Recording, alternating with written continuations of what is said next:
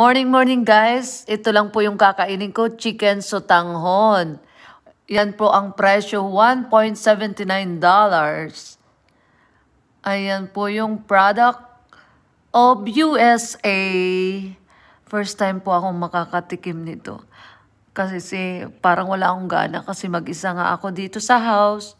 Ayun, nahatid ko na si Bonchi. Kaya ito, kakain na po ako. Yan po yung ingredients ng sotanghon nila dito. Gaano ba kasarap ang kanilang noodles dito. Ayan, nilalagyan ko na po ng water.